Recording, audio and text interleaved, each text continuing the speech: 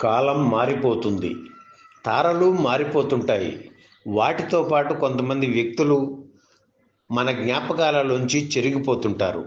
అయితే రోజులు ఎంత మారినా, ఎన్ని ఏళ్ళు గడిచినా మనం మరచిపోలేని వ్యక్తులు కొందరు మాత్రం ఉంటారు. అటువంటి వారిలో జగదేక సుందరి శ్రీదేవి ఒకరు. అందంలో, అభినయంలో తనకు తానే సాటి అనిపించుకున్నారు శ్రీదేవి. దక్షిణాదితో పాటు ఉత్తరాదిని కూడా ఊపేసిన శ్రీదేవి గురించి ఎంత చెప్పినా తక్కువే. ఎన్నో పాత్రల్లో జీవించిన వసంత కోకిల ఆవిడ. 1980-90ల దశకంలో స్టార్ హీరోయిన్గా వెలిగిన శ్రీదేవి ఓసారి ఓ కాంట్రవర్సీలో ఇరుక్కున్నారు, విమర్శలు ఎదుర్కొన్నారు. అవతలి వ్యక్తి మరెవరో కాదు, నటి సుజాత. గోరింటాకు చిత్రంతో తెలుగు తెరకు పరిచయం అయ్యారు సుజాత. ప్రారంభం నుంచి తెలుగులో ఆమె గ్లామర్ పాత్రల జోలికి పోలేదు. సాత్విక పాత్రలు, సంసారపక్షమైన క్యారెక్టర్స్ సుజాతను ఎన్నుకునేవారు. తెరపై ఆమె పోషించిన పాత్రలు ఎంత హుందాగా, మంచితనంగా ఉండేవో నిజ జీవితంలో కూడా సుజాత అలాగే మెలిగేవారు. అటువంటి ఆమె శ్రీదేవి గురించి అనాలోచితంగా అన్న ఓ మాట పరిశ్రమలో అలజడి సృష్టించింది. వారిద్దరి మధ్య మాటల యుద్ధానికి కారణమయ్యింది. దీనికంతా కారణం ఓ తమిళ పత్రిక. 1980ల నాటి మాట ఇది. తెలుగు చిత్రాల్లో శ్రీదేవి, సుజాత అగ్ర హీరోయిన్లుగా ఉన్నారని, ప్రస్తుతం వారిద్దరి మధ్య పోటీ ఉందని ఆ పత్రిక రాసింది. అంతటితో ఆగితే కథ బాగుండేదేమో. ఈ విషయం సుజాత దృష్టికి తీసుకెళ్ళి దీనిపై మీ అభిప్రాయం ఏమిటి అని మరో ఫిల్మ్ జర్నలిస్టు అడగడంతో అసలు యుద్ధం మొదలైంది. ఆ జర్నలిస్టు అలా అడగగానే ఓ చిరునవ్వు నవ్వేసి ఊరుకునో లేదా నో కామెంట్ అనో సైలెంట్గా ఉంటే బాగుండేదేమో. కానీ మినీ స్కర్టులు, గౌన్లు ధరించే శ్రీదేవి టాప్ హీరోయిన్ ఎలా అవుతుంది?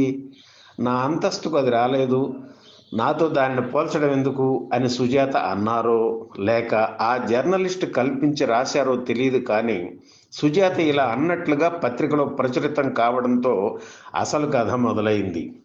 ఈ సంఘటన జరిగిన సమయానికి హైదరాబాద్లో ప్రేమాభిషేకం షూటింగ్లో ఉన్నారు శ్రీదేవి. అప్పటికే ఆమె తమిళ పత్రిక చదివారు. సుజాత తన గురించి అలా మాట్లాడటం ఆమె తట్టుకోలేకపోయారు. సరిగ్గా అదే సమయంలో మరో ఫిల్మ్ జర్నలిస్టు శ్రీదేవిని కలిసి ఈ విషయాన్ని ప్రస్తావించారు. అంతే, శ్రీదేవి బరస్ట్ అయ్యారు. కోపాన్ని అణుచుకుంటూ సుజాత గురించి తీవ్రంగా మాట్లాడారు. ఆ తమిళ పత్రిక నేను చదివా. మినీ స్కర్టులు వేసుకున్నంత మాత్రాన హీరోయిన్ కాదని మీ అభిప్రాయపడితే నేనేమి చెప్పలేను. పైగా సుజాత నన్ను అది ఇది అని అసభ్యకరంగా మాట్లాడడం నాకు నచ్చలేదు. పత్రికలో అది చదివి నేను చాలా బాధపడ్డాను. తెలుగులో హిట్ అయిన శివమెత్తిన సత్యం చిత్రంలో నేను సుజాత నటిస్తున్నాం. ఒకరోజు నేను షూటింగ్ కోసం స్కర్టు వేసుకొని మేకప్ రూమ్ నుంచి వస్తున్నా. నా వంక, స్కర్టు వంక ఓసారి పరిశీలనగా చూసి చటుక్కున తల తెప్పేసుకుంది. నా కాస్ట్యూమ్స్ గురించి ఆ పత్రికలో ఆమె అలా కామెంట్ చేసింది కదా, మరి శంకర్ నాయర్ దర్శకత్వంలో తను నటించిన మలయాళ చిత్రంలో ఆమె వేసుకున్న బట్టలు ఏమిటో ఒకసారి స్టిల్స్ చూస్తే మీకే అర్థమైపోతుంది.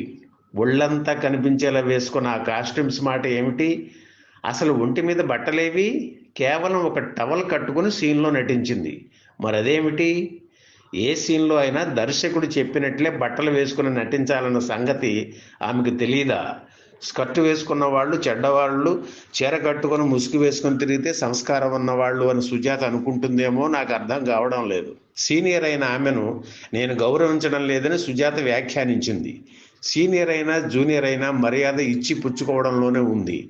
నా 6వ ఏట నుంచే నేను నటిస్తున్నా, అందుకే ఆమె కంటే ఆర్టిస్ట్గా నేనే సీనియర్ని. అయినా సరే సుజాత పట్ల నేను ఎప్పుడూ అమర్యాదగా ప్రవర్తించలేదు. ఇప్పటి వరకు నాకు ఎవరితో విభేదాలు లేవు. నా వల్ల ఇతరులకు అపకారం జరగలేదు, ఎవరిని బాధ పెట్టే విధంగా నేను ప్రవర్తించలేదు అని ఆ జర్నలిస్టుకు శ్రీదేవి వివరించారు. మీరు సుజాతకు క్షమాపణ చెప్పినట్లుగా కూడా ఆ పత్రిక రాసింది అని అడిగితే ఇది మరొక అభూత కల్పన. అది చదివి ఆశ్చర్యపోయా. ఆ పత్రికకు సంబంధించిన వారు ఎవరూ నా దగ్గరకు రాలేదు. నేను సారీ చెప్పను కూడా లేదు. కానీ నేను రాసినట్లుగా ఆ పత్రిక వారికి ఓ లెటర్ చేరింది. అది ఎవరు సృష్టించారో నాకు అర్థం కావడం లేదు అని చెప్పారు శ్రీదేవి. మరి మీరు లీగల్గా ప్రొసీడ్ అవ్వాలనుకుంటున్నారా అని అడిగితే మొదట ఎందుకు లేని ఊరుకున్నా, కానీ అలా ఉండడం చేతగానితనం అవుతుందని అనిపిస్తోంది. నేను సైలెంట్గా ఊరుకుంటే నాదే తప్పు అని అందరూ భావించే ప్రమాదం ఉంది. అందుకే నా కుటుంబ సభ్యులతో చర్చించి లాయర్ నోటీస్ ఇవ్వాలని అనుకుంటున్నాను అని చెప్పారు శ్రీదేవి. అయితే పరిస్థితి అంతవరకు వెళ్లకుండా దాసరి నారాయణరావు జోక్యం చేసుకుని సుజాతను, శ్రీదేవిని కూర్చోబెట్టి రాజీ కుదిర్చారు. ఆ తర్వాత నుంచి వారిద్దరి మధ్య ఎలాంటి సమస్య రాలేదు. ఈ వీడియో మీకు నచ్చితే లైక్ చేయండి, షేర్ చేయండి, వెంటనే సబ్స్క్రైబ్ కూడా చేయండి.